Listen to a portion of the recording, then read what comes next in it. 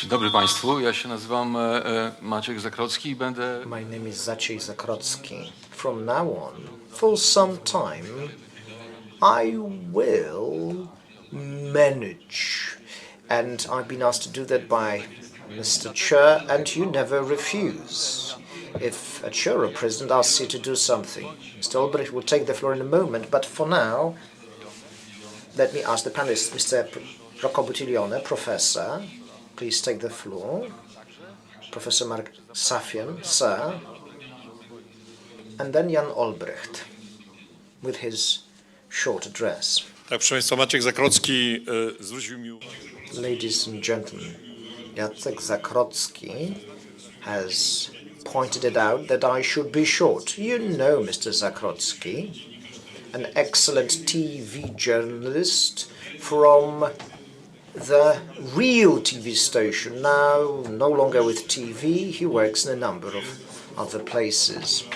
Let me say that he co-authored Sensacje XX wieku, quite a famous Polish TV show on important and sensational events in the 20th century.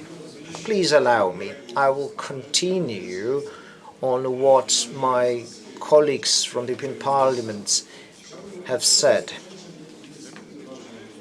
So in a moment we'll begin an important conversation, but first let me say, in the European Parliament we have been considering the impact, the consequences of this war, the Russian invasion of Ukraine.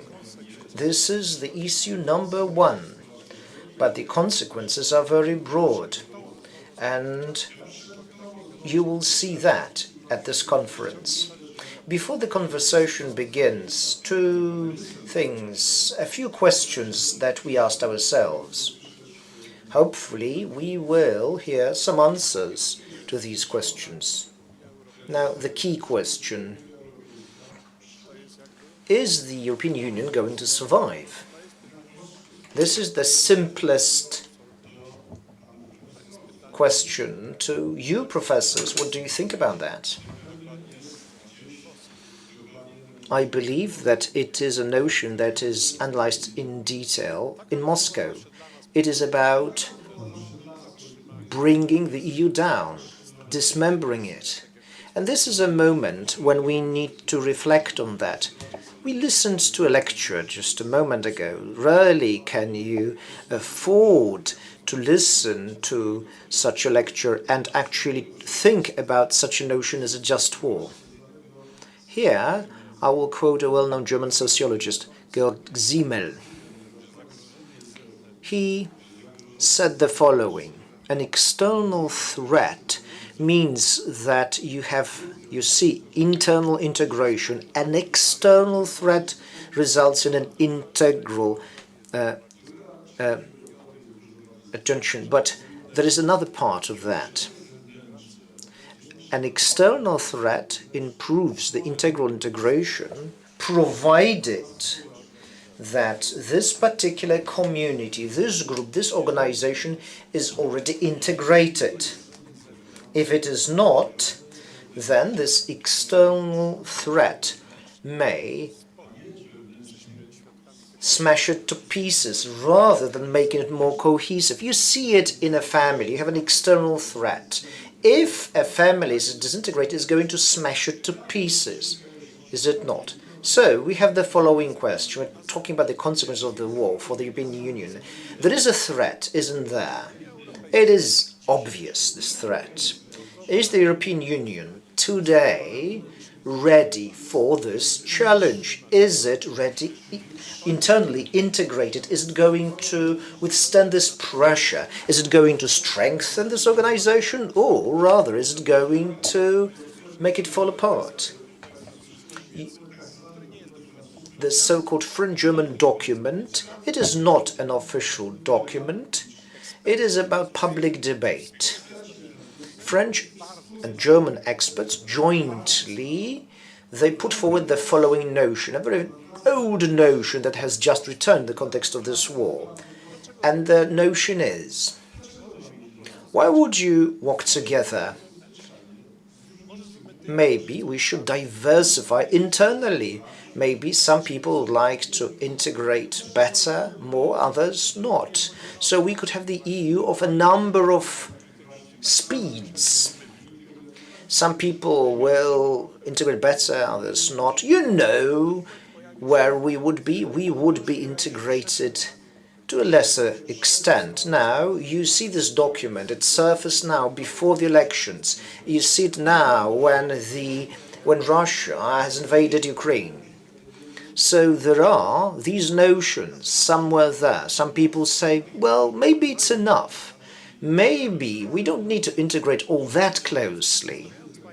But that means that there is a real threat.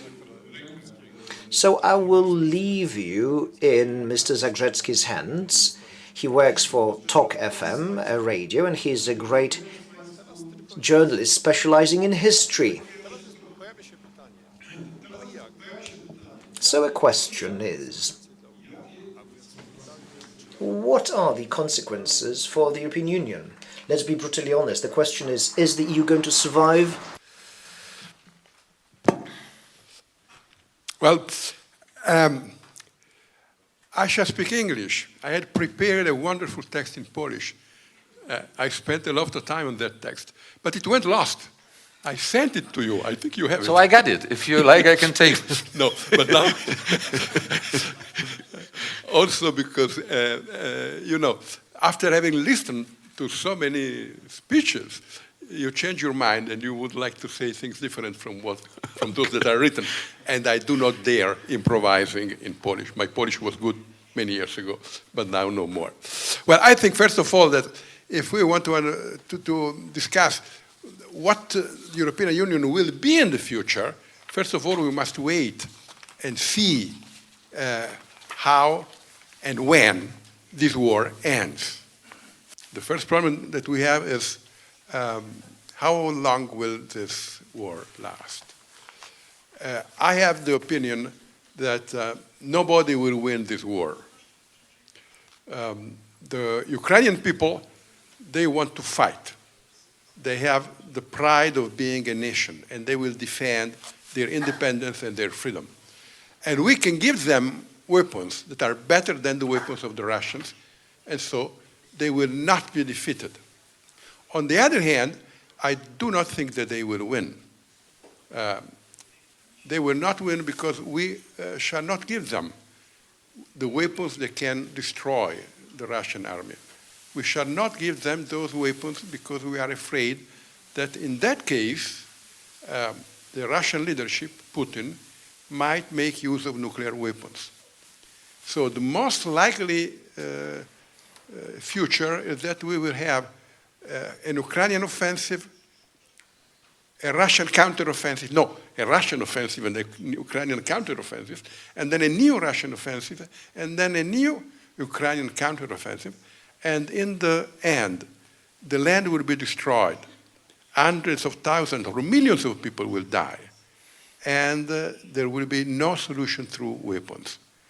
I have the impression that also the Cardinal was envisaging something like this. We must go and talk. The sooner, the better. Let us see what happens in September. In October, the military operations will come to an interruption because of the weather. And in October, something should be done. I imagine that Cardinal Zuppi will go to China, and then to Russia, and then to Kiev, and then to the United States, and everywhere, in order to try to find, first of all, not a solution, that would be too much. Let us stop the fighting and start discussing. In order to find a solution, we might need a lot of time. But first of all, let us stop the fighting. The second point is that when we stop the fighting, we as European Union have a tremendous task, that of reconstructing the Ukraine. The level of material destruction, not only in the regions in which the actual fighting took place, but in the whole land, is enormous. The infrastructure of civil society, of civil life, have been destroyed to a very large extent. So we must envisage what we can do to reconstruct the economy and the society. There are thousands, hundreds of thousands of people who have died, hundreds of thousands who have lost one arm, one foot, a part of the body, who are severely damaged. What can we do to restore their capacity of having again a normal life? We need to have a program also for those who have fought and have to go back to civil life. It is not easy. If you have killed, you have seen your friends killed by your side, you are very likely to need a difficult process of psychological rehabilitation. So I think that, first of all, we must see how it ends as soon as possible. Second, what can we do to help the people to go back to peace? It is not easy to go back to peace. Peace is not just the absence of war. It's a way of being. The third point is, of course, you cannot reconstruct the Ukraine without a strong engagement for the Ukraine in the European Union. We must tell them, we already did, and we must repeat to them, they are Europeans, they have a right to enter into the European Union. But, wait a minute, it is not that easy. My friend Jan Olbrycht knows this very well. It is not a matter of goodwill. It is a matter of important reforms that have to be made in order to make the Ukrainian society capable of working together with the other societies of the European Union. You need juridical reforms, the judiciary, corruption, and a lot of other things. Then you have the infrastructure that has to be reconstructed according to the measures and the systems that are proper to the European Union. It will take time. The sooner we begin, the better. There are 31 chapters, the famous 31 chapters, 31 areas in which the Ukrainian system must be made conform to the European one. We are important here. You remember when you had to go through the 31 chapters yourselves. It was not easy and it took time. And this time can be reduced, but only to a certain extent. So don't imagine that tomorrow the Ukraine can enter into the European Union. It will not be that easy. And it requires an enormous amount of work. I remember, by the way, that in those years, I tried to help. I was Minister for European Affairs in Italy, and I worked closely with the Polish government in order to help the Ukraine. We made the so-called twinnings. We should make many twinnings today now with the Ukraine. Twinnings means that a ministry of a country of the European Union enters into a close contact with a ministry of the Ukraine in order to help them to learn how things has to be done within. They need, first of all, to make a good law on the accession to the European Union. Well, if you allow me a bit of triumphalism, I suggest that they might use the Buttiglione law that I did for Italy. It worked very well. It was copied in many countries in the Central and Eastern Europe that wanted to enter into the Union, and the main principles remain the same. So there is a lot of work to be done. And then, what are the consequences now for the Union? If we enter into this task, what happens to the Union? Jan Olbrycht said very well that to have an enemy helps a lot to reconstruct inner coherence. It helps a lot, but it is not enough. It is not enough, and I think we must go back to the end of the 20th century. What has gone wrong? Because we had a great occasion to create a political European Union, and we missed it. We wanted the Christian values in the Constitution. We did not get them. We wanted a Constitution. And we did not get a constitution. We had only the Treaty of Lisbon. Well, the treaty has failed. It did not work. It does not work. In many relevant areas today, and here of course, we must take into account not only the war in the Ukraine, but also the COVID pandemic and the financial crisis of 2008, we live out of the treaty. A large part of what is taking place in the European Union today is not justified through the treaties. The treaties forbid the European Central Bank to buy the national debt of the member states. The European Central Bank bought an enormous quantity of debt of the member states. Thanks God. Otherwise, the euro would have gone down, the monetary union would have been dissolved, and we would have had a terrible crisis, much more severe than the crisis that we had. But can we live today in a situation in which the central bank can decide if they buy or do not buy the debt of one state or of another state? According to which rules? What is the democratic legitimation of these decisions? We need a new treaty. Or perhaps, I think it is better a new treaty. Somebody could say, well, no, within the existing treaties there are a certain number of important changes that can be done. But to consecrate this in front of the people, it is better to have a new treaty. And the new plan for the recovery of the European economy, can we what is the juridical basis for this plan in the existing treaties? It is very uncertain. Let us say uncertain. Of course, I am not saying that the European Central Bank went against the treaties. Mario Draghi is an Italian, a fellow countryman of Machiavelli and of mine, and he found a way of circumnavigating the treaties without directly breaking the treaties. But we need new treaties. We need a new treaty. Why a new treaty and not just the full use of the potentialities of the existing treaty? Because we have found an enemy. That's good. No, that's bad.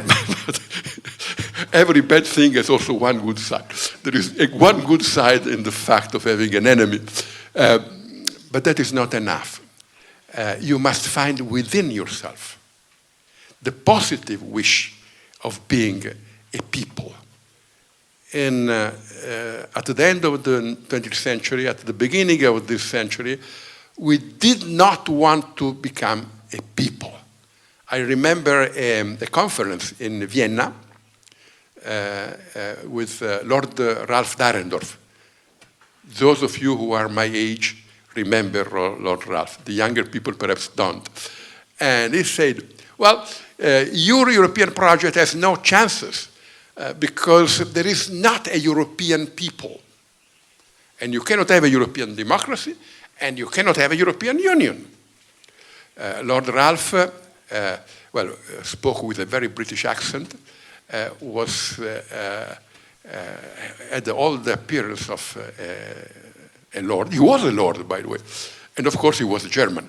And had the high contempt for the continent that is supposed to be a characteristic of a British lord. And I answered, well, he used the very good, the beautiful Greek word demos. There is no European demos. Demos means people. And I said, well, but demos is not an ethnic concept. Demos is a cultural concept. A cultural, a political, a religious concept. One day, the people of the villages of Attica decided to become one demos. And what did they do? They built a sanctuary, the Areopag in Athens. One day, the people of the valley of the Tiber Valley decided to become one people. And what did they do? They built one sanctuary, the Capitolium. And they were Latins, they were Sabinians, they were Etruscans. The Etruscans spoke a very different language, and they became one people. Because they built a sanctuary. They found a common ethical and religious basis. We belong to one another. We are brothers with one another. We are one. A pluribus unum. Many became one because they recognized a common root, a common cultural root. Jean Monnet said that if he had to begin again with the European construction, he would begin with culture. Well, look at the treaty, the existing compendium of the treatises. Look at the section on culture. It is section 13, if I remember well. It has only one article. And one thing is clear. The man who wrote that article knew that he had to write something. But he did not know what he had to write. And if you try to summarize the article and to understand what does it mean, it is very difficult to give an answer. Many words to say nothing. We need to go back to a common root. The issue of the Christian values was not an abstract confessional issue. It was a fundamental issue. We are brothers, why? Can we be a people if we do not recognize each other as brothers? Christian values, not in a confessional sense. Judeo-Christian values, wonderful. Jesus was Christian, was a Jew. Judeo-Christian values and the great heritage of classical culture, Roman law, and Greek philosophy, of course. I am a philosopher, and we all know that we are dependent on that great cultural heritage. Do you want to add the Enlightenment? I come to the end. No. Weren't you invited? Can I go on? Sure. Well, do you want to add the great heritage of the Enlightenment? Of course. The Enlightenment is based on is a secularization of Christian values. And you cannot secularize Christian values if you do not have Christian values. Take one masterpiece, and on this point I might come to an end, because I see that you are a little bit nervous. Take that masterpiece of the Enlightenment culture that is the current hymn of the European Union, the Ninth Symphony of Beethoven and the Ode to Joy of Schiller. It begins with Freude, schöner Götter Funke, Töchter aus Elysium, wir betreten Feuer trunken himmlische dein Heiligtum. Joy, daughter of the gods, we enter into your sanctuary full of fire, drunken with fire. So we have a sanctuary in the beginning of the hymn. And what do you find in the end? Bruder, über Sternenfeld muss ein lieber Vater wohnen. Brothers, beyond the starry sky, there must be a Father who loves us. That's enlightenment. That's enlightenment. We must recover the feeling of being one people. We must decide to become one people. And this is a decision, and we need a constitution. If I have just 1 minute, there is one point that I have forgotten. I should have said it before, but it is important. If we arrive to a ceasefire, then we must enter into talks for peace. The possibility of not only defending the independence of the Ukraine, but also of restoring the territorial integrity of the Ukraine is linked to a new relationship to Russia. I think we must recover a relationship with Russia. When we tried to create the European demos in the time of John Paul II and of Helmut Kohl, we had clear Russia is Europe. We must find a way of helping a positive evolution in Russia. And I think it is very difficult to say this today, when so much blood has been shed, where so many people have died. And I know that it is especially difficult in the Ukraine and in a country that has so many links to the Ukraine like Poland. And nevertheless, we must say that. We must find the way of helping an evolution of Russia. a positive, a democratic, a European evolution of Russia. Some people hope that Putin will be killed and that the Russian Federation will be dissolved. It will be extremely dangerous. And I don't know whether it is worthwhile to desire it. You have 12 million quadrat kilometers of land in the Asian Russia, with 30, 35 million people living there, and China at the border. Do you think what might happen if China takes in the dissolution of the Russian Federation the almost uninhabited lands of Russia and enters in Europe through the Urals? We must find a way of starting a positive relation to Russia. I don't know what, but we must think it over. It is an essential part of a new European project. Thank you. The last point sounds very difficult. So before I give the floor to Professor Safjan, just very brief question to you. When you are saying that we have to stop the war and start negotiations with Russians, with whom? With the man who is recognized by the international community as a war criminal? Yes. He is the man who is in power in Russia. Let us be realistic. Let us be realistic. According to the international law, there is a government in Russia, and this government has the control and the assent of the people. A passive assent, probably, but nevertheless it has the assent of the people. If we want to stop the shooting, you must speak with those who shoot. It is impossible to stop the shooting speaking to those who have no weapons. You must speak with the man who has the weapons.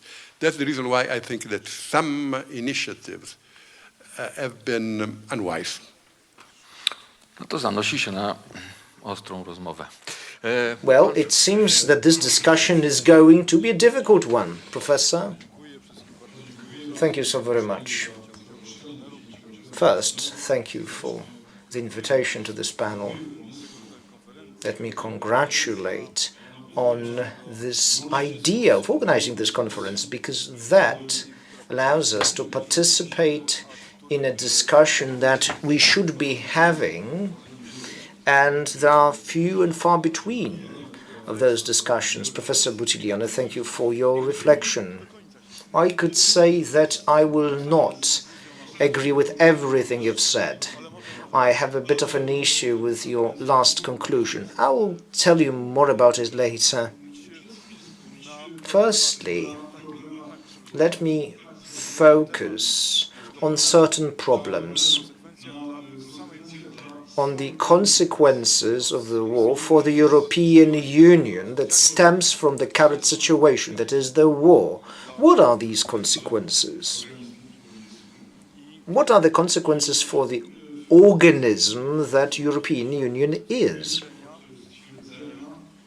Let me start with a statement, and it's going to be follow-up on what a number of people have said, including Professor Buttiglione, namely, can we form this European unity, and what should we unite around? And how can we actually work with it? So we see those basic values, the basic principles. We make choices. But first, we need to be aware of the following. The starting point is there is this inalienable premise for building solidarity. And to do that, we first need to define what is the substance of what is European, what forms the essence of Europe. We could build this cohesion that joins us together, but only if first we are attached to a certain foundation or the essence of our culture. Europe has always been formed through a number of things coming together. You have uniformity and diversity on the other. And they have accompanied us. So what brings or links Europe together? I believe that it is possible to build what we might define not as a European nation, but as a European people in the context of European identity. We have our own identity. We have constitutional identity. We have this European identity. It has been expressly defined in the history of the EU in a very important judgment on the mechanism of conditionality. Because the payouts depend on the rule of law, and this is where the concept of European identity was introduced. What does it mean? What does it tell us? It means that we have a certain autonomous order. That's what we're looking at. And its glue, the basic glue, are basic rights, democracy, and the rule of law.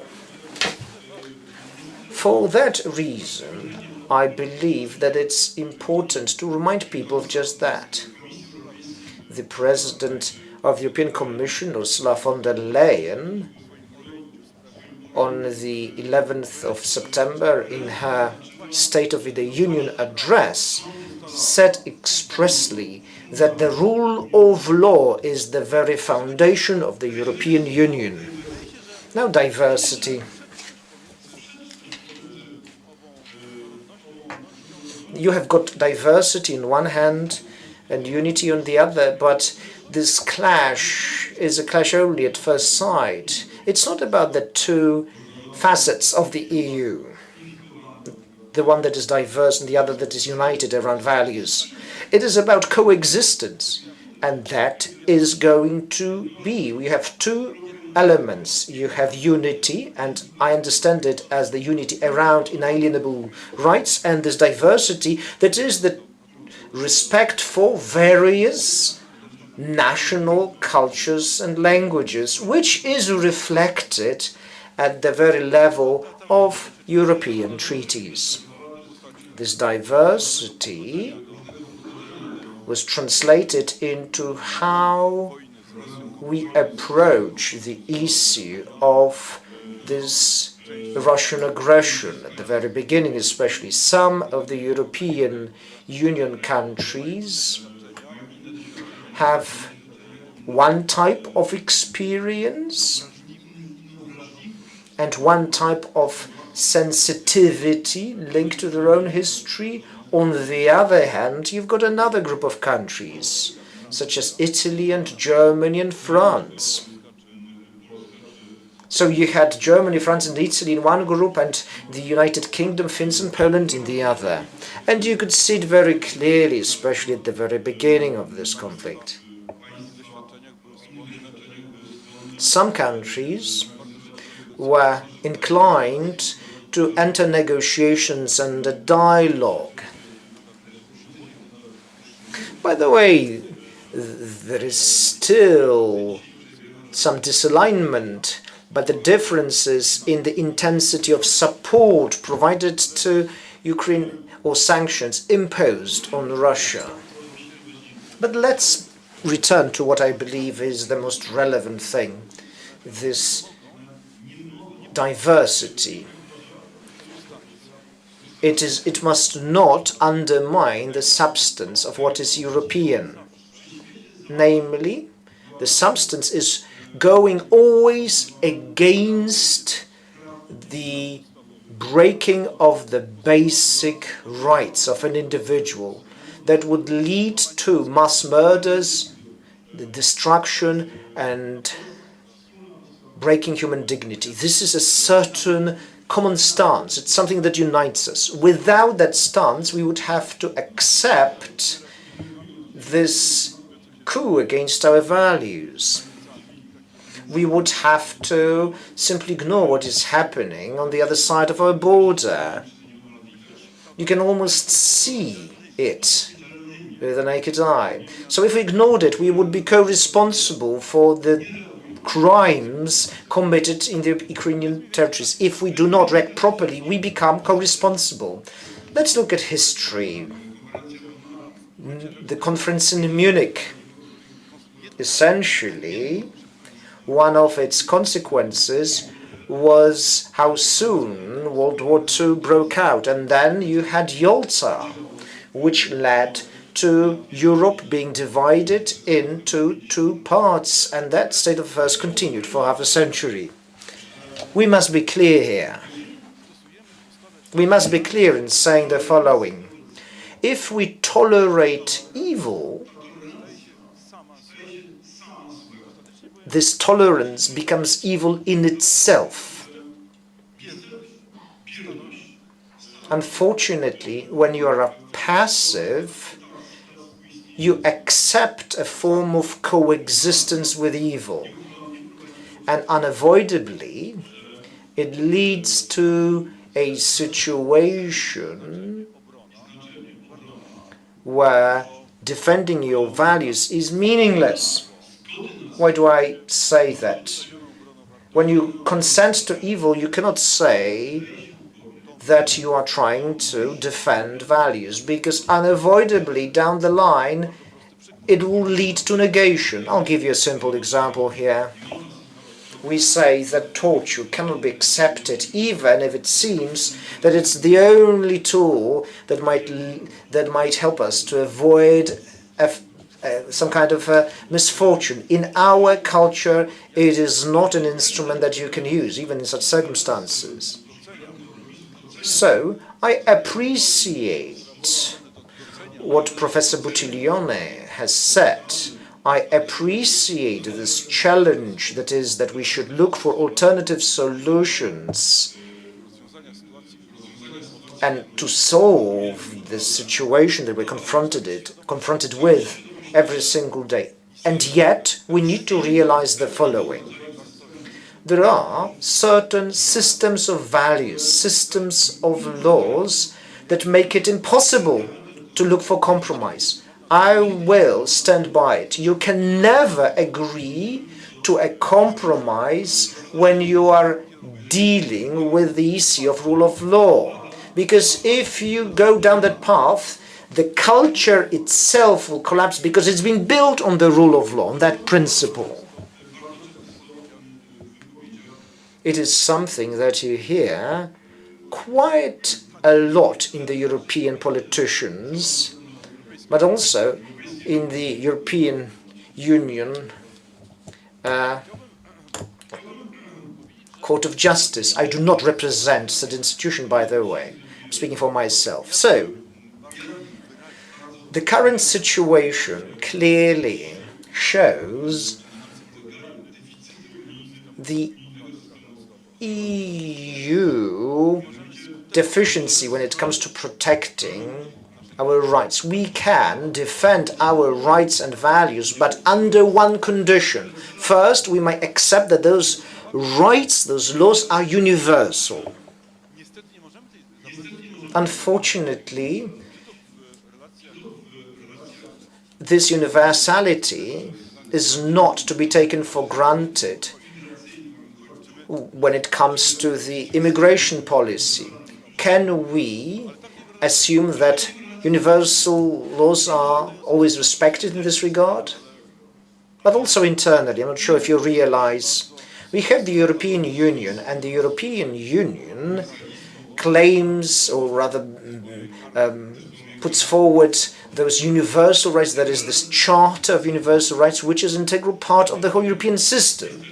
And this union, unfortunately, makes it impossible to pursue the postulate of the universal protection of human rights even within the EU itself. You have the Charter of Basic Rights, and there are impediments to it because these rights can be pursued only if you use the EU to protect them. If you don't use this very law, it goes beyond the scope of this document. There have been a number of situations when the court, unfortunately, had to deny the civis Europa sum principle. Unfortunately, it is not sufficient to be a citizen. First, you need to find a link, which goes against the principle of universalism. You have to realize that. But this was just an aside.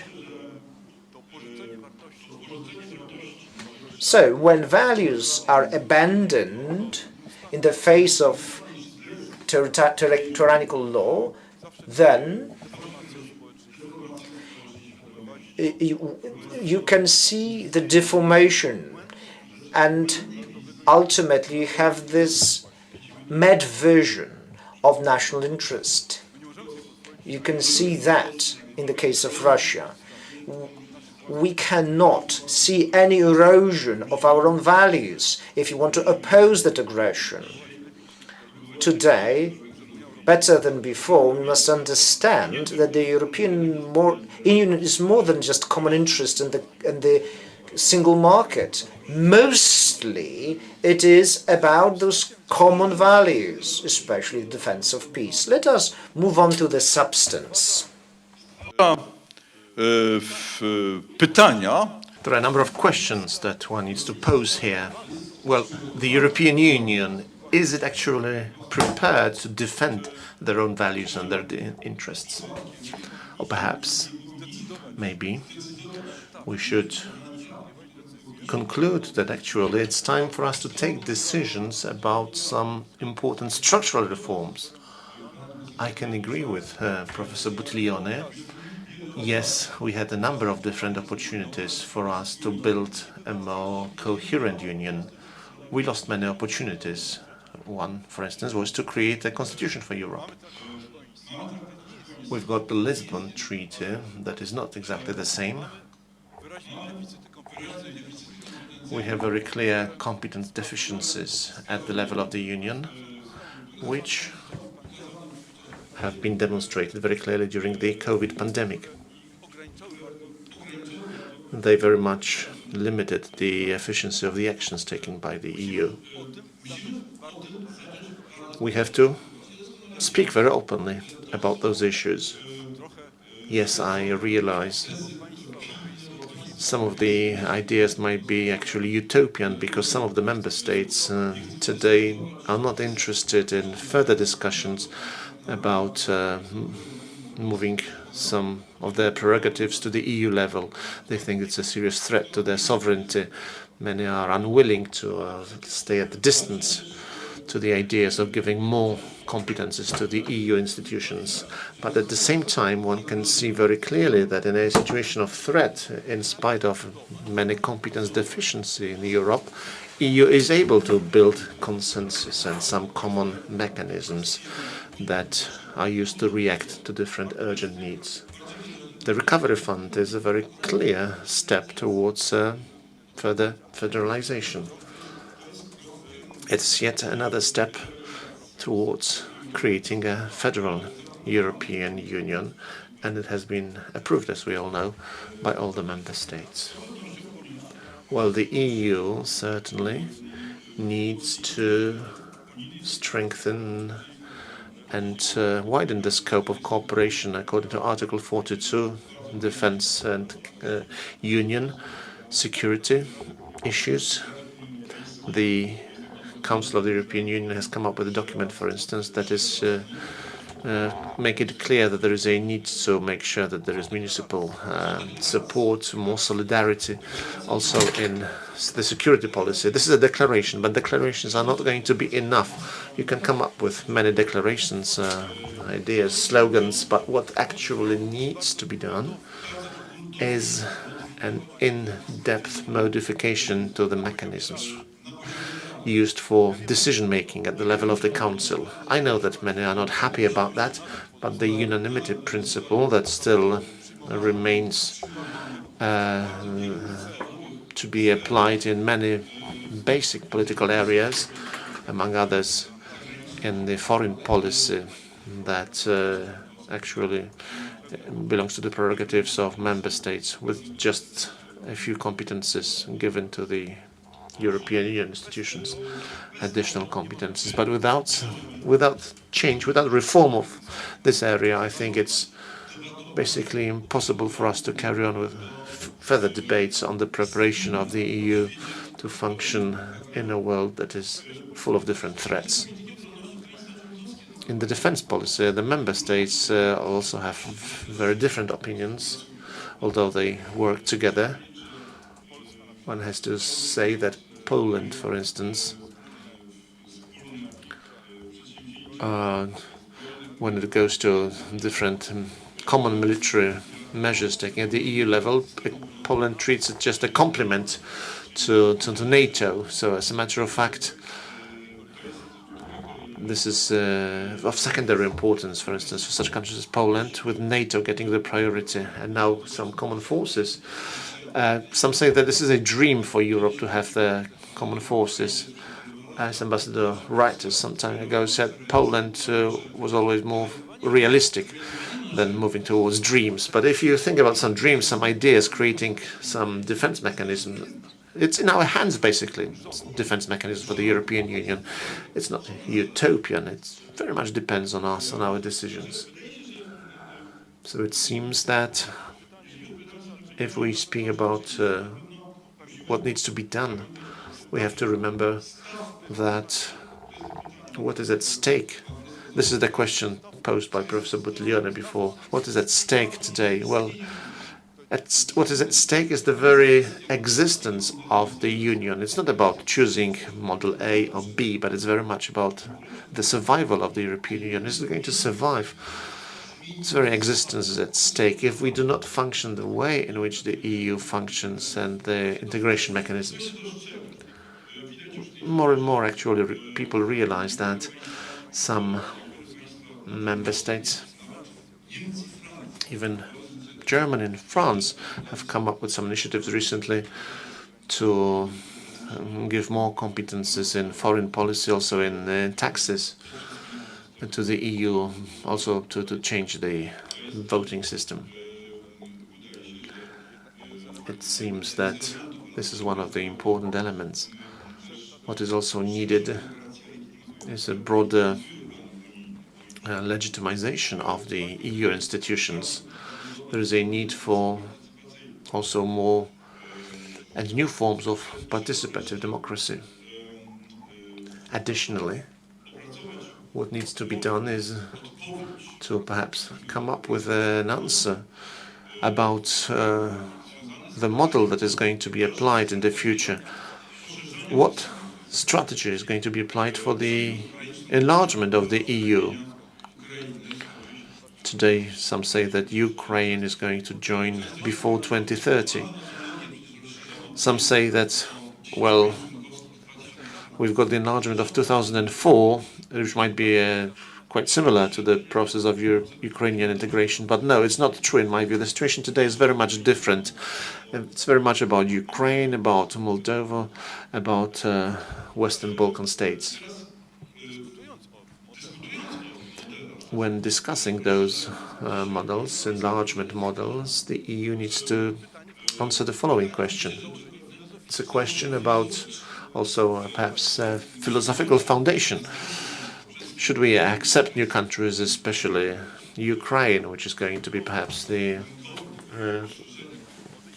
most important, perhaps most difficult at the same time, enlargement that is needed? Yes, I agree, but still, should the enlargement be based on political and ethic principles, or should we focus perhaps on the economy and alignment of the economies? In 2004, our countries, this part of Europe, were much more advanced in this process. We had more time to get ready for EU enlargement. It's different in Ukraine. Ukraine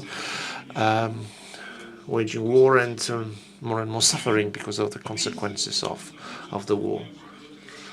So should we reply to the question that ethical issues should be considered more important in the case of Ukraine, or should they again be very closely linked to the political criteria?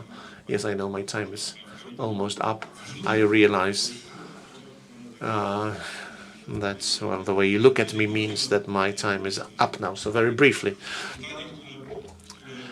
as for still the question that has been posed by Jan Olbrycht about those circles, integration circles within the European Union, it seems that different speeds, two-speed Europe, it's not a good solution. I'm against that, but yes, this is the subject that keeps returning to the discussions of EU politicians. This is a dangerous concept in my view, but if we are not able to come up with some other ideas, or if we don't change the mechanisms in which decisions are taken, if procedures are not prepared, let us remember that the enlargement Ukraine is going to be a source of everlasting conflicts, problems, differences in interests. So we are not going to succeed, I think, if we don't have efficient decision-making mechanisms. If we want to avoid, of course, those debates and divisions, never-ending divisions after new enlargements. Let us remember that the discussion today is not an easy one. The discussion on the reforms that are going to restructure the European Union.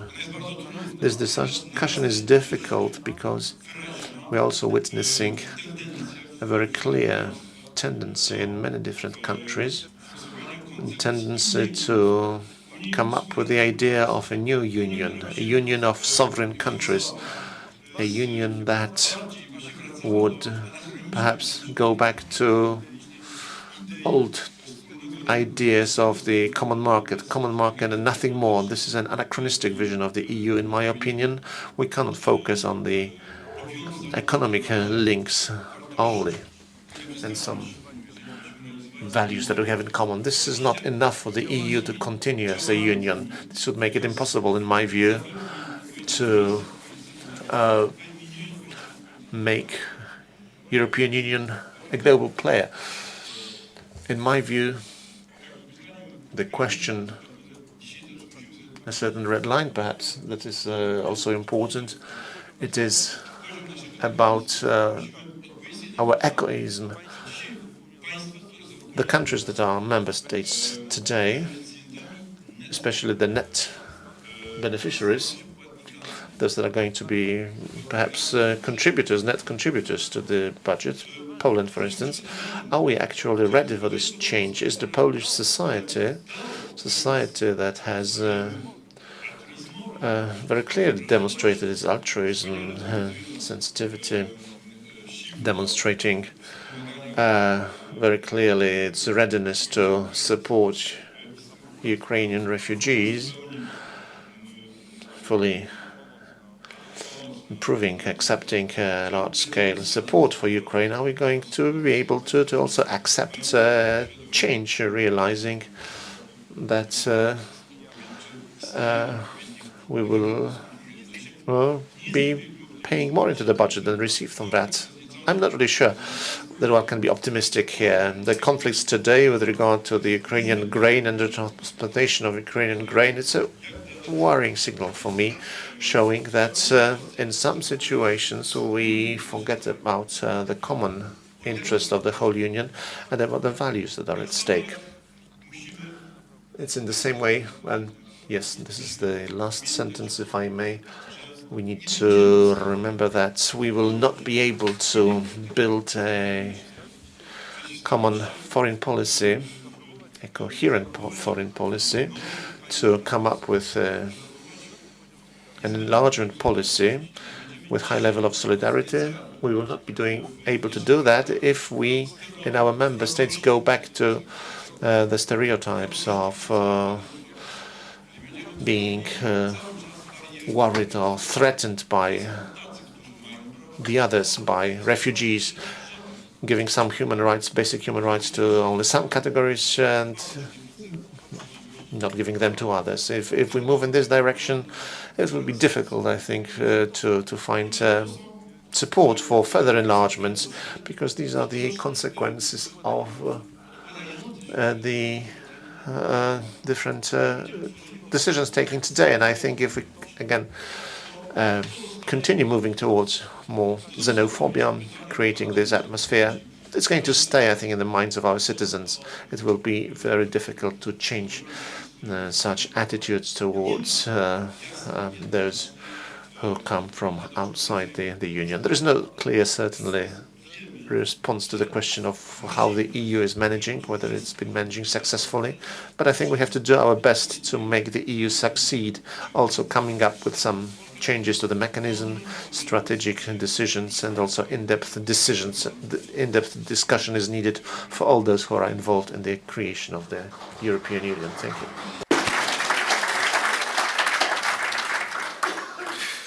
Z tego wszystkiego, co usłyszeliśmy, So let's look at what we've heard. Let's move on from what we've heard to the practical level. You, Professor, finished by saying we have more questions and answers. We are discussing the future of the EU. This discussion has been going on for some time now. And I continue to feel that we are at the stage of asking questions. We say, come on, 35 countries is too much. It's going to be unwieldy. The decision-taking system will have to change. The voting system in the European Council will have to change. There is this Lisbon Treaty concept. Maybe you should return to it. One country, one commissioner is too much, because if we don't move away from it, that we will have 35 of them, and we will have to come up with portfolios, you know, like the European lifestyle portfolio. By the way, I really liked the person. So we will come up with new portfolios just to find jobs for various commissioners.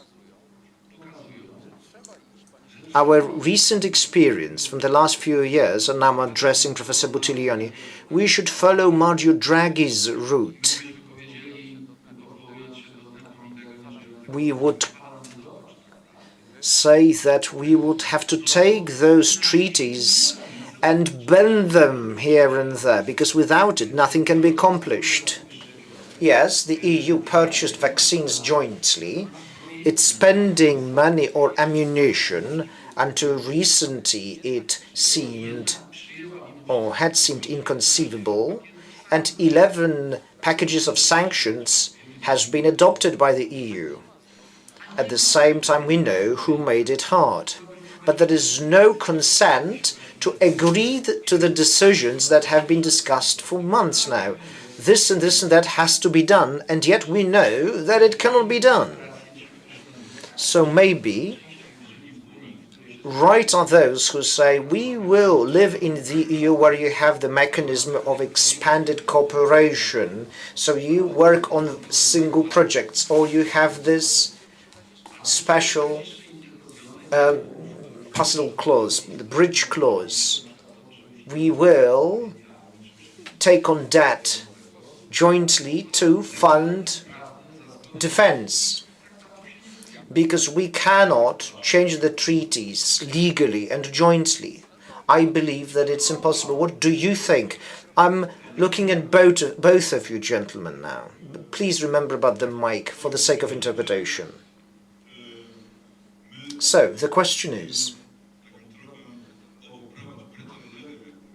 praeter legem is this legal concept, so walking a path next to the legal path. Yes, treaties should be amended. But at this point it is not a realistic concept. We should keep it in mind, though. I need to praise the institution that I work for, namely, the treaties have been around for a long time. And they are quite close, but they are filled with content by a very creative, judgments of the court. So, we have this concept of rule of law based on judges' judgments, and this is quite a creative notion. And you see that the EU is making a leap while creating a set of values. So basically, this case law has been co-creating this legal system.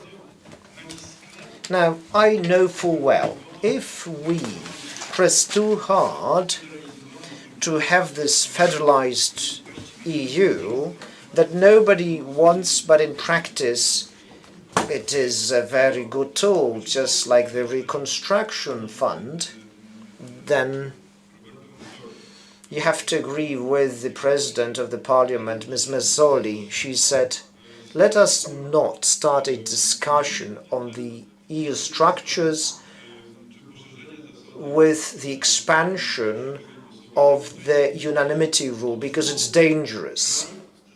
Because this is a paradise for Eurosceptics. This is what she said. Yes, the Eurosceptics are there. They are there in the margins, on the margins of the EU and in the EU itself. There is this Eurosceptic, stream in the EU. It's there. And that means that we need to learn how to have a dialogue with Eurosceptics. We have to learn to talk to them. We have to learn to talk to people who think differently. I believe that we speak too little to people who believe in different things. Certainly, Eurosceptics are here in this current Europe, and that means that we should enter a dialogue with them. It is simply necessary. Let me butt in. Euroscepticism partly stems from the fact that people are upset with things not working. They don't know the details of how the EU functions, and yet they say, but why is it that the EU doesn't work? Well, people might say, yes, the EU is not competent to do that, but it's wrong. It should be competent to do that. So Euroscepticism comes from this inability of the EU to act. Right, so you need to talk to them, you need to convince them. I believe that in societies, people mostly are not rational in their thinking. I believe in this rational type of thinking. You see xenophobia. You see Eurosceptics, and that largely comes from ignorance, from the fact that people are not properly educated. This is why we have not made a leap forward. The European education, people laughed at the notion. But there are many works, even PhDs, that discuss this notion on how to educate Europeans, so that people identify with European values. We are not building that. We follow these classical tendencies. We are building this traditional patriotic/nationalistic narrative. And it's predominant, but if you follow that path, you're not going to build this shared EU that would lead to a creation of a single organism. We need this education. We need to talk to people. And we should also go beyond the milieus in which we discuss those things. I think that we must go back to the treatise of Lisbon, because also the Eurosceptics have their roots. What is the essence of the Treaty of Lisbon that has failed? We don't want to constitute a political union. Therefore, we create a treatise in which everything what may happen in the future, whatever, is foreseen, is regulated in advance, so that we don't stand in need of making political decisions. We have a bureaucracy that can govern everything, because everything has already been foreseen in the treaties. this can work until nothing new happens. But when new things happen, the crisis of 2008, COVID, the war, and many other things, it does not work anymore. And we have created the Europe of bureaucracy and not the Europe of political decision. On the other hand, this Europe is the Europe of only individual rights, without the duties. But the rights of the nations, the rights of the communities are born out of the duties of the individuals. So we have created a situation in which it has become difficult to implement the real idea of Europe, that is, a common market that is used by peoples who have different cultures and remain sovereign in their culture, although these cultures are connected with one another and constitute a broader European culture. We have created a system in which there is a lot of people who say, well, I do not feel that I am a Polish man or an Italian. No, I am an European. Or in Germany they say, I am a Weltbürger, a citizen of the world. That is false. You cannot be a citizen of Europe if you are not a passionate citizen of your own country. I am a passionate European because I am passionate for my Italian identity in the elements that it has in common with all other European countries, and also in the elements of the difference. So we have given of the Union competence in many areas in which the competence should lay better with the member state, even more with the region. And we have not given to Europe the competence on the great political issues that are the competence of the Union, that can be tackled only at the level of the Union. Defense, but can you have a common defense if you do not have a common foreign policy? No, because the foreign policy decides what is the level of defense that you need and what is the use that you make of your armed force. So foreign policy, defense, and economic policy. Can we have a bank that decides on the national debt of the different countries without having a minister, a European minister of economy, who decides what is the level of the general European debt that is compatible with our progress and with... that's what we must give to the Union. We must give back to many things to the national state that when this is possible. Family law must remain within the exclusive competence of the national state, and this is a compromise that you can make.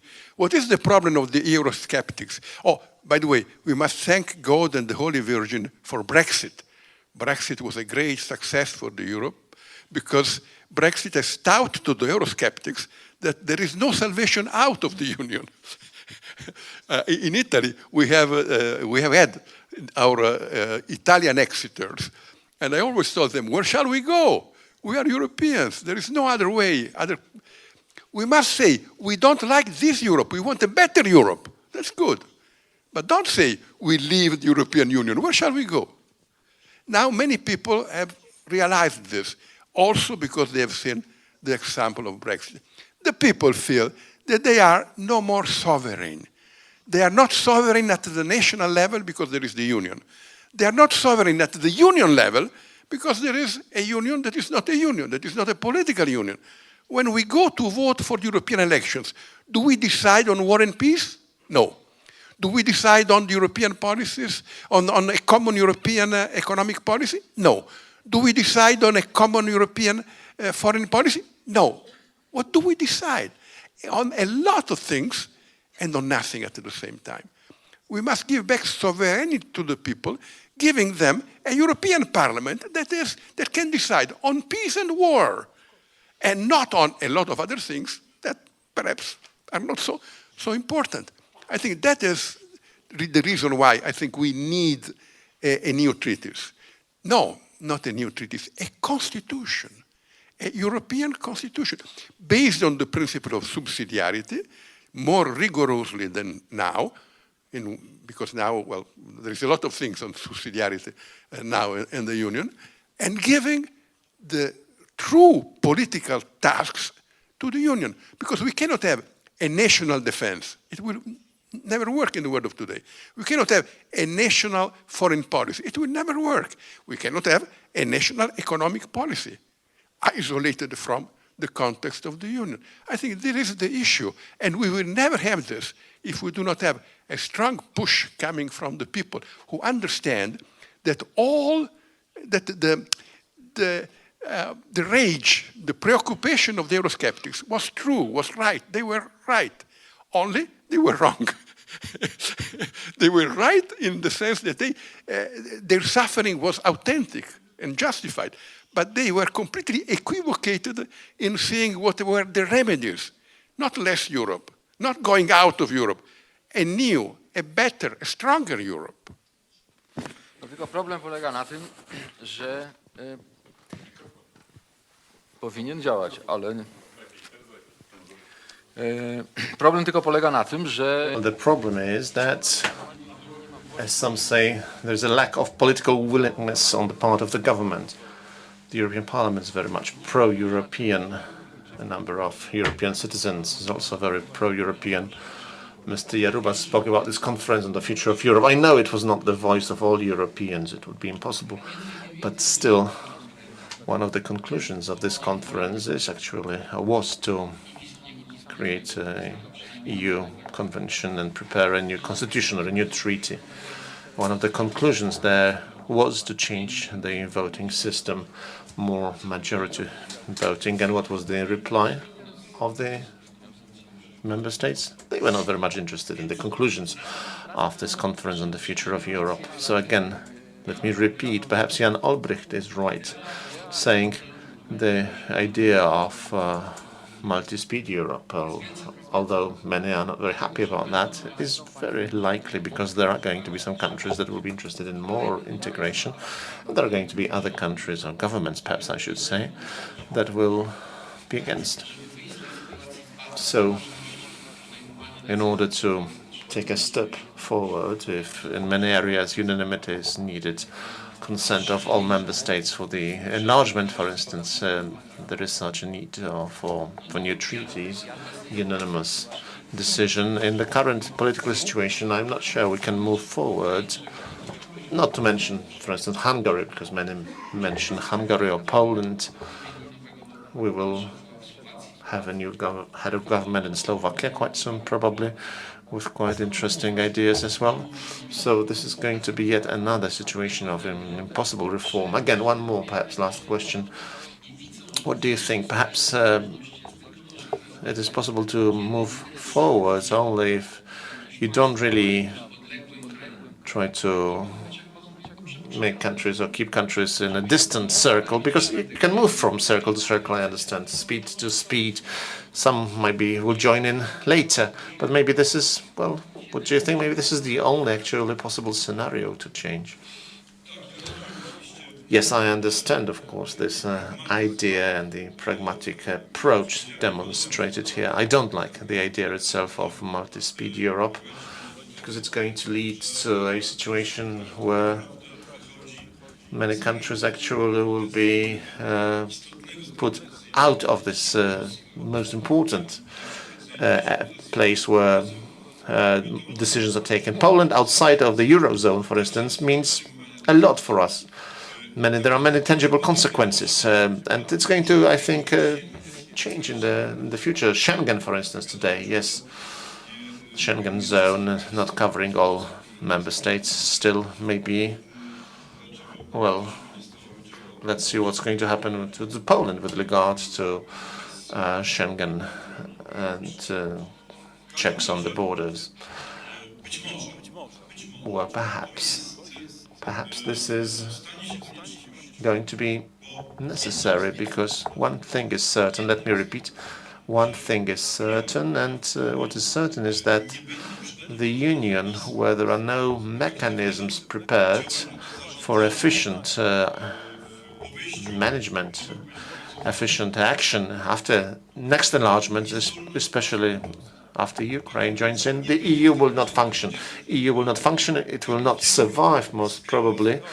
There will be so many conflicting interests between member states that, well, I fear that this may actually lead to very serious tensions inside.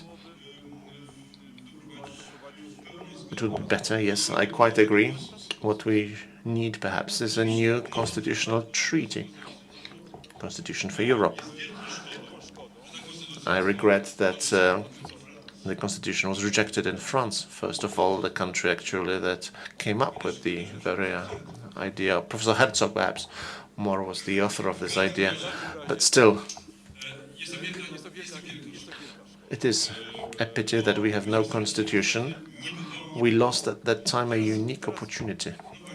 And now, well, it's a certain paradox. I do not have a clear-cut answer here about why in the European societies, if we come up with a public survey in Poland or Hungary, if people are asked who is in favor of the EU, and there is a huge majority, it's huge, not small, but a huge majority of Euro-enthusiastic people, people in favor very much of the European Union. But then it turns out that the same societies, the same nations that are so enthusiastic about the EU, but they vote in national elections for Eurosceptics. Why? Well, this is, I think, the barrier that we are speaking about. Because the results of national elections, they are very much decided by different populist ideas, populist content that somehow focuses on very much different areas. They do not concern really what we are speaking about here today. Many voters do not realize what the consequences of the votes may be at the European level. I'm really sorry when I hear such ideas. Unfortunately, there is some truth in them, that Europe is seen as the Europe of bureaucrats. That the EU is very much about bureaucracy, first of all, and it's not a political Europe. Well, we have to, I think, today create, even if we assume that Europe is mainly about common market, but let us remember that the common market today is very much different than it was 60 years ago or 30 years ago.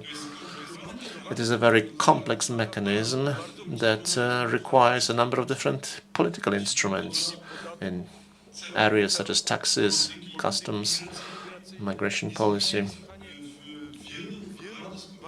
There are many very complex mechanisms that make it possible for the market to function. Yes, we need some bureaucracy as well and new legislation, but it's difficult to take a step forward in, for instance, the world of the economy, to integrate us further in the common market, to come up with new mechanisms, economic mechanisms.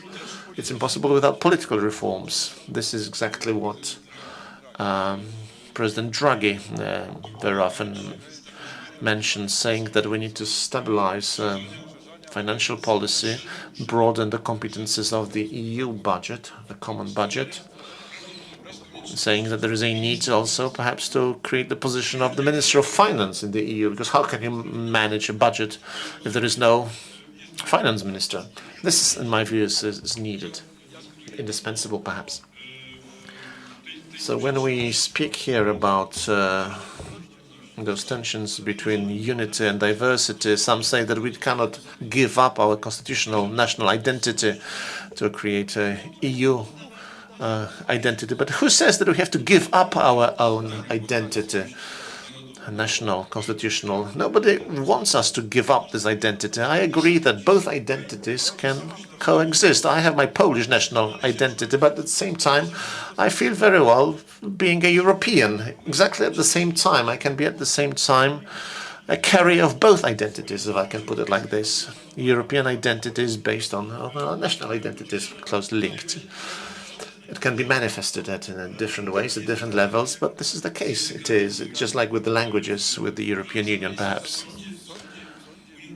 In the Court of Justice, all the judgments, documents, they are translated into 24 languages, official languages of the European Union. But we are able to communicate. We are able to find consensus, compromise in our discussions.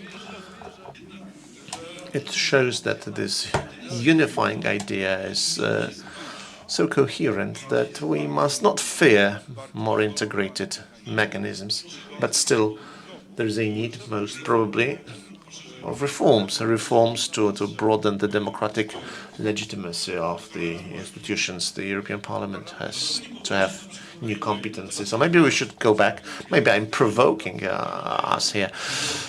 Maybe direct elections of the head of the president of the council. Why not having elections for the so-called position of the president of the European Union? This would strengthen, I think, our European identity. This was one of the concepts, one of the ideas that were discussed when we were speaking about the European Constitution. Why not? Maybe we should at least start discussing such an idea. And again, more democratic legitimacy, making sure that there are prerogatives, proper prerogatives, so that not only resolutions are prepared by institutions, many of those resolutions end up in the bin. Unfortunately, maybe they have some importance for creating a certain, perhaps, awareness, European awareness, identity, but resolutions are not enough, certainly. If we want to take another step forward, we need to be brave. I think that this is what is needed. But the alternative, those different circles, multi-speed Europe, unfortunately, it becomes clear that some are moving in this direction. Thank you very much, Professor. Panie profesorze, króciutko i potem jakieś głosy, pytania z sali. Well, I think that today, in order to be realists, we must have the courage to have a dream. Because the reality is collapsing. The existing European reality is collapsing. It cannot last for long. Because we are out of the treaties. The treaties have failed. We are out of the legality of, for us foreseen by the treaty. Either we make a new treaty, better a constitution, and we create a new democratic reality, or the only other possibility is that systems of decision are agreed and consolidated among the states, among the most powerful states, that will work out of the treatises, because the treatises are dead. I think we should make a campaign to let people understand this. It is a question of life or death. If we do not succeed in working together, well, we will be hanged one by one, and nobody will be saved. None of our states, in the end, will survive in a world in which there are enormous concentration of power, and the European Union is like the old Rzeczpospolita, unable to make decisions, and therefore condemned to be divided among the more powerful countries that are dwelling around. We stand in a situation in which we must make decisions, and what worries me is that most people still do not realize this.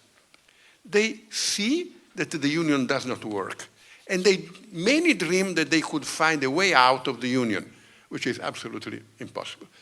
And others think that, well, this union that does not work, nevertheless, will keep working, and are worried about other issues. There is also a very important, well, let us consider two issues.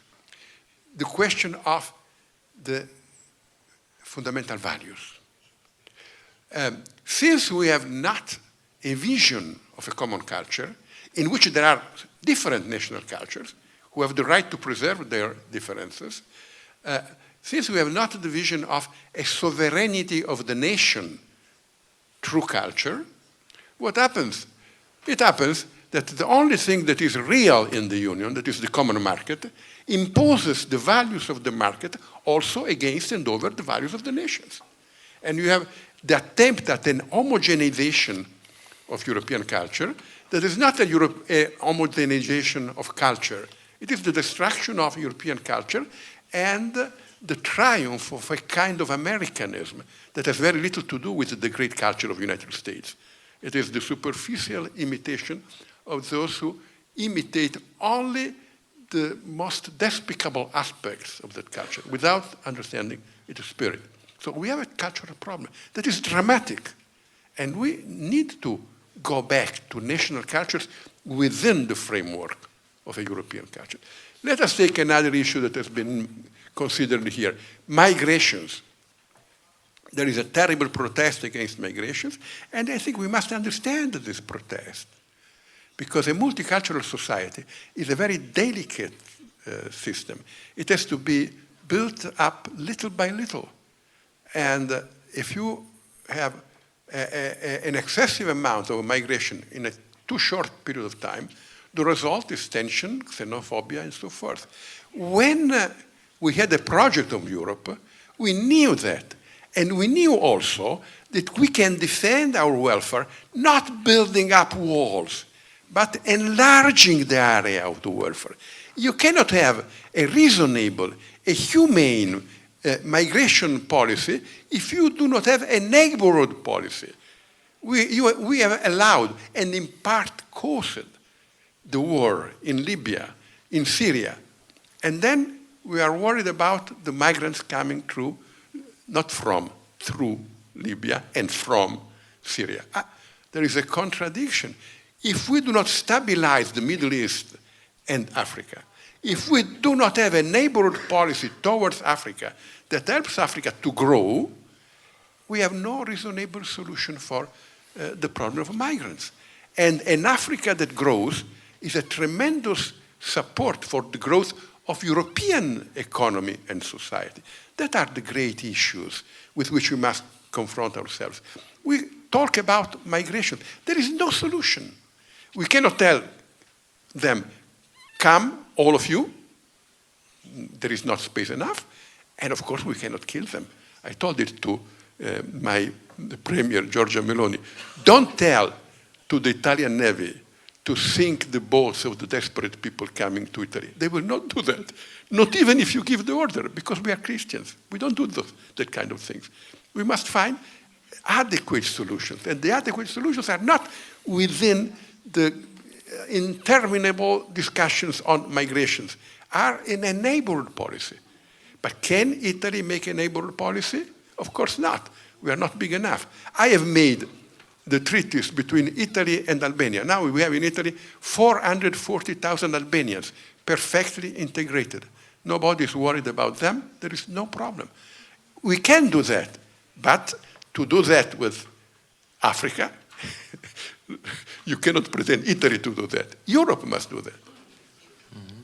That is the dimension of the new problem. If we do not tackle these problems, our way of life will be dissolved. And I don't know how much of our civilization will survive, not in the next century, in the next decades.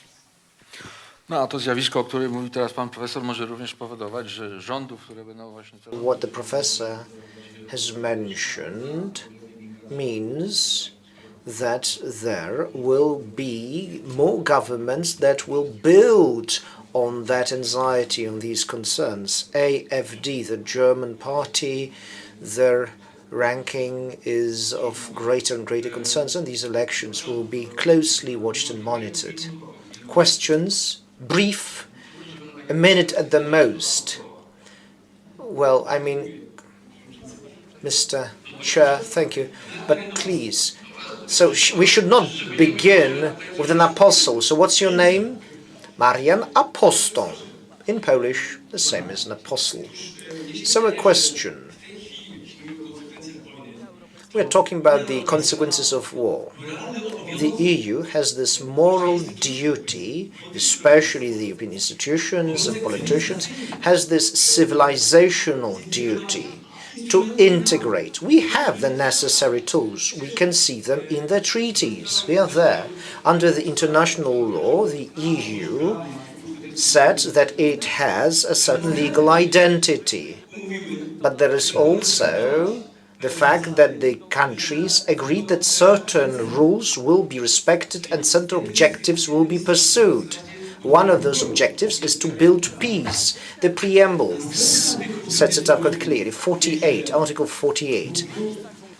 Item 2. There we read that the Commission, the Parliament, the countries can change the treaties. So the tool is there. It's possible.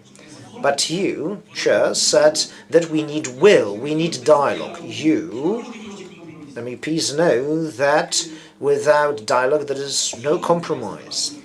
Now the governments, the Polish government, can put forward such a suggestion, but they must have a support. It needs to be a coalition of a number of governments. Only then is it possible. Professor, could you comment on that? Thank you very much. So I understand that there are certain tools, but there is no political will. I basically believe that we've already covered that. We have talked about it. That's the issue. Yes, the mechanisms are there. It is clearly defined in the treaty. I agree with that. The question is, what needs to be met, the prerequisites to be a member of the European Union? There, we read that you need to respect the Stockholm principles, this canon of rules and values that are embedded in the treaty in the Article 2. This is the EU DNA, and all the new member states need to approve of that. We have those in the EU who have those mechanisms that know of those treaties, and some countries say, no, we will not follow Article 2. Even their judges say that Article 2 of the treaty goes against the Constitution. So what's the situation at this point?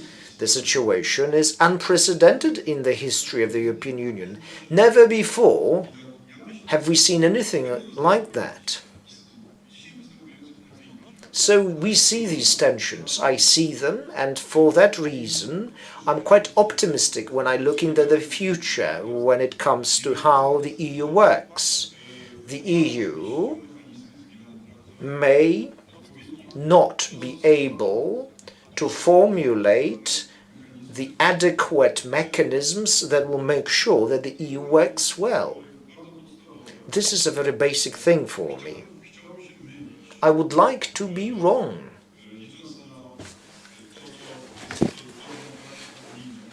There is this good practice. Yes, the EU has always grown through, thanks to crises. It is true. It's also true that the EU knows how to be reasonable, and it can find a compromise at the very last moment and to hammer out a common policy.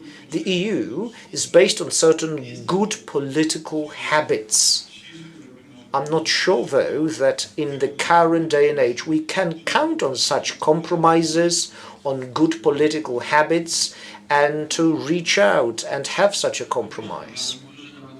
True, some people say, I know that treaties would have to change to accomplish that, but some people claim that after what you have covered, you have those countries, and there the courts question Article 2, and you have this Article 52. There is a method on how you can leave union. You should also add how you can force a country out of the union.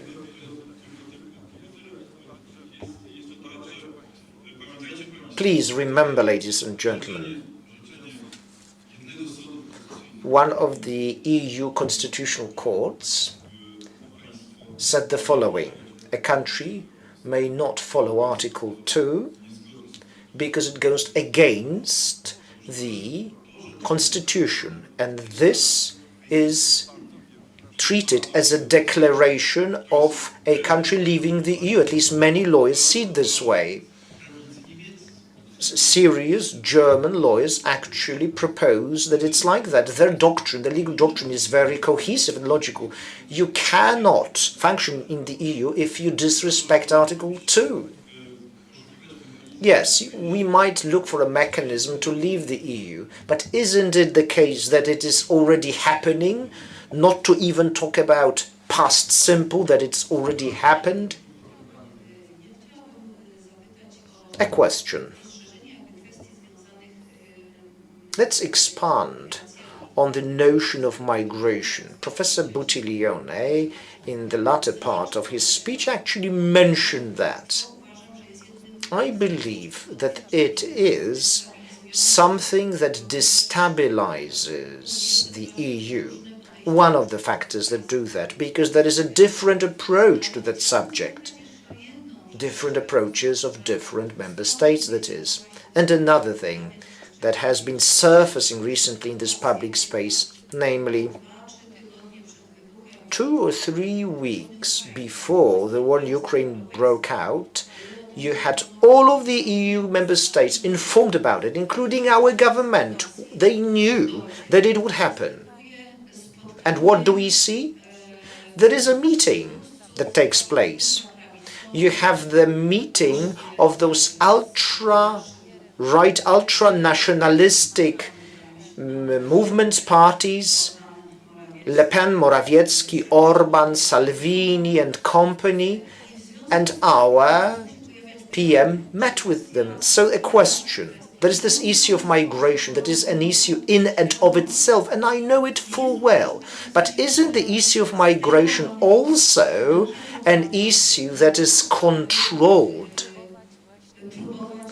Controlled so as to splinter the EU, to break its unity. And since it's controlled, possibly controlled, you know who by, because you know who basically is in bed with those people. Who asked the question? Ewa Bielecka. Well, my friend Jan Olbrycht remembers that several years ago, perhaps 20 years ago, I proposed in the European Parliament a project on European migrations. But the Parliament did not want to discuss it. They had other priorities. Of course, they are instrumentalizing some right-wing parties, extreme right-wing parties, are instrumentalizing the migration. Not now, since 20 years. And in 20 years, we, the reasonable people of the center-right, of the center-left, we that pretend to be those who can make good policies for Europe, did not make one real step in order to find a solution. Why didn't we do that? That is the problem. Not the fact that the bad people are bad. The problem is why the good people are so stupid. That's the issue. Bad people, they make their business and they are bad. But why didn't we do anything? In part because of our divisions. We wanted to discuss other issues, that we consider other issues to be much more important. I shall not name which issues I mean. On the other hand, the institutional instruments that we have are too weak in order to allow us really to make common policies. I know that we could do a lot within this treaty, within Lisbon treaties. There are the so-called passerelle that would allow us to do a lot of things. But we will not do that. We will not make use of this instrument because we lack the needed popular support without a strong opinion movement that rediscusses the Union. The sovereignists want to rediscuss the Union. I am ready. Let us discuss. In order to let people understand what we really need, without a strong popular movement, we will not activate the instruments that theoretically are there. And if we activate a strong popular movement, let us consecrate it with a constitution and not just with the activation of the instruments that still are there. There are and they are difficult to be activated, and they are not always extremely clear. This issue of the constitutional law, the contrast between the nation, there is a consolidated jurisprudence in Germany, but also in other countries. Constitutional law has a precedence over the European law. I am stating this very simply. It is not exactly like this, because there is also the common principles of all the European countries, the common constitutional principles that could have a prevalence even on the constitutional law. But it is too technical. It does not speak to the soul and the heart of the common people. That's the reason why I say we need a new constitution. And for migration, well, it is a very complicated issue. Migrations made the greatness of the Roman Empire. The Roman Empire became a great power because of migrations. Migrations made the fall of the Roman Empire. Well-regulated migrations did the first. Non-regulated migration did the second. The people are afraid. Why are the people afraid? First of all, because they don't want illegal migration. I don't want illegal migration. Illegal migrations create a mass of people who do not stand under the protection of the law. And either they defend themselves with a culture of violence, and of course this is very disagreeable, or they must ask protection to the organized crime. So the first thing, people want that the government, the state, has the control of the territory. If the state has the control of the territory, the people are ready to have a more human attitude in front of migrants. That's the first issue. Why don't we have the control of the territory? And second, there is a problem of letting the people understand we have no children. And we need these workers. Let them come in an ordinated way through treaties with the countries of origin, knowing a little bit of the language. If it is possible, with already a job. And you will see that the people will not be so alarmed. They will not be so worried. But now people are worried, and they have good reasons to be worried. And those of the right instrumentalize the fear of the people. And what did we do in order to appease the fear of the people? To create legal channels of migration that can be easily accepted and integrated. What did we do? What did we do? That's the point. And as national authorities, we can do something, but not very much. And as European authority, we failed. Akurat dzisiaj jest spotkanie chyba ministrów spraw wewnętrznych. There is a meeting of the ministers of the interior. According to the media, some say that there might be a breakthrough on the migration and asylum pact. We will see. Very briefly, if I may still, well, we could have a separate discussion on that. I'm convinced that the problem we have in migration policy, refugees, it is instrumentalized to a maximum way by politicians.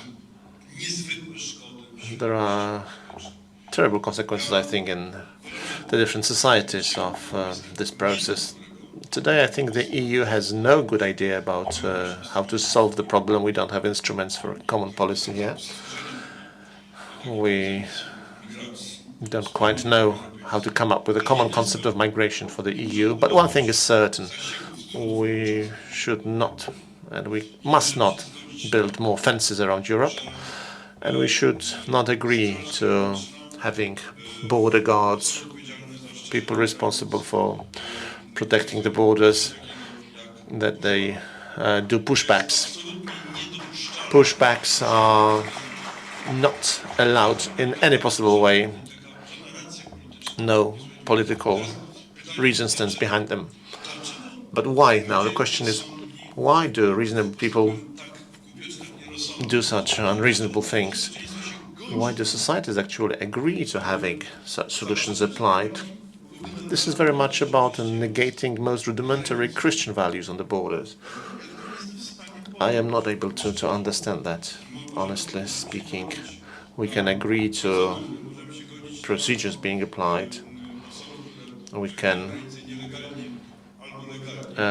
speak about legal or illegal migration using different procedures, but we must not leave people without any support if he or she is dying in the forest. This is in clear violation to our culture and our values. But these are, well, questions for another separate discussion. I'm convinced that the legal mechanisms we have based on the Dublin Treaty, it's not enough. We must move forward. I think Geneva Conventions, but another source of law here. Thank you. I'm Hanna Machińska. Thank you very much for this very interesting discussion. Of course, there are a number of issues I could raise, but as migration has been discussed, I would like to say that the European Union is not working completely. It's not working because it's taking different measures when it's too late. We had some ideas presented. It looks like there's going to be a focus on making the borders more resilient and rapid deportations. This is probably what is going to happen at the cost of human rights. The member states, of course, are adding their oppressive instruments to that. This creates a very bad situation. It is my impression that the European Union, so far, the different commissioners of the EU, they've had many opportunities where they could say exactly what Professor Safjan said, to make it clear that pushbacks are illegal. This is what the representatives of the Council of Europe very clearly state, but the Commission remains to stay silent. The European Commission is not doing its task of the guardian of the treaty with regard to the violations of human rights in migration, pushing away people without any feeling to their security, safety. People are dying along the borders. The fences, the walls, they violate also, for instance, legislation in Nature 2000 in Poland, but everyone seems to be silent, and it's the European Commission that is responsible for that. Can I ask a question to Professor Buttiglione, if I may? Professor, I'm not sure if I got you right, but when you spoke about Russia, you seem to say clearly about Russia that there is a need to speak to Russia. Negotiations are needed, and even you have to speak to Putin. But if I remember correctly, in March this year, the International Criminal Tribunal has issued actually a warrant for Putin and also for Bielova. I'm not sure I get it right, the person responsible for children's rights in Russia. There is people speak about possible crimes, war crimes. How can you imagine actually speaking to someone who is suspected of being involved in war crimes? How can we negotiate with such a person? First of all, criminal responsibility, and I think only later can we think about who we can speak to, with whom we can negotiate. This is my position. So I must say that this was just one point where I was somewhat surprised, a bit outraged by your comments. Thank you. I have had a small part in some negotiations in my life. I had a small part in negotiations that have led Pinochet to leave power, to make a national referendum and to leave power. We did negotiate with Pinochet. He had killed, I don't know how many thousand people, less than what people say, but quite a lot. And we did it. Why did we do that? In order to prevent a civil war in Chile. You did negotiate with Jaruzelski. Do you remember Jaruzelski? Is still a name in your memory, Jaruzelski? Did you negotiate with Jaruzelski? You did. And why does not work? Does it work? It works, but the people are a little bit disappointed because Jaruzelski was never found as by the international community as a war criminal. Well, there is a lot of war criminals that have not been indicted by the court. Not even Pinochet was indicted. It was until later, but in that moment he was not indicted.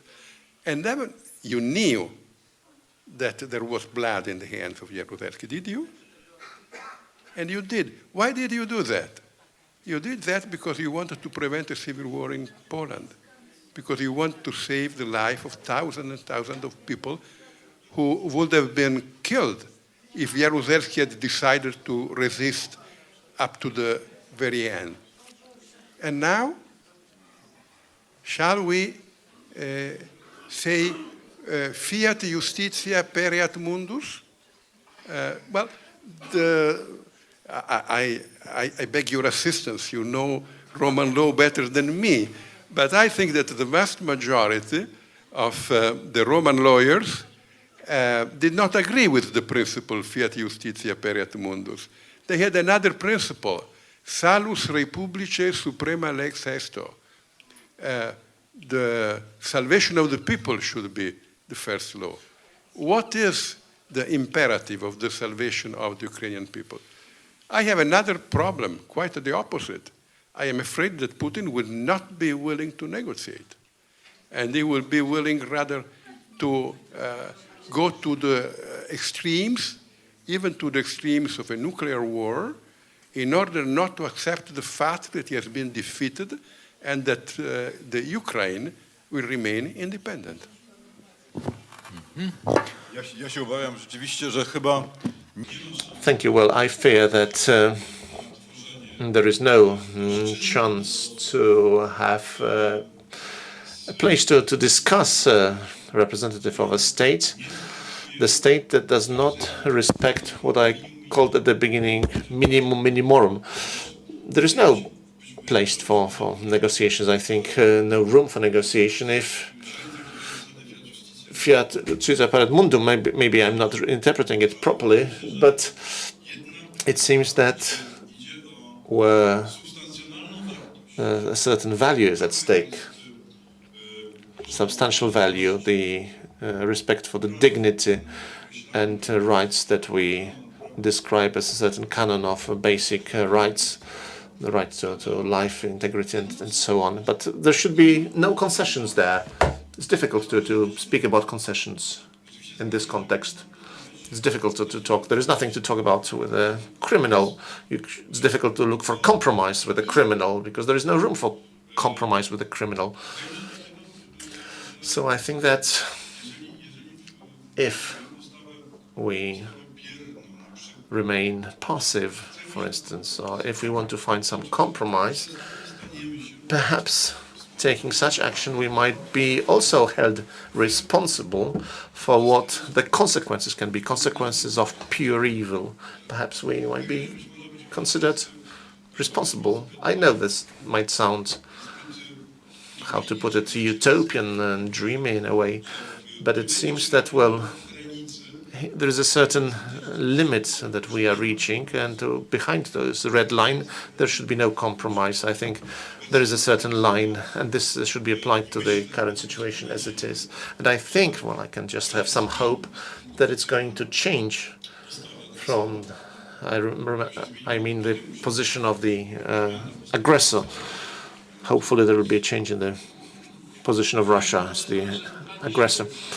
I think the time for our discussion is up. Thank you very much, ladies and gentlemen. I understand there are many subjects to continue discussions, but I think we can continue over lunch. Thank you.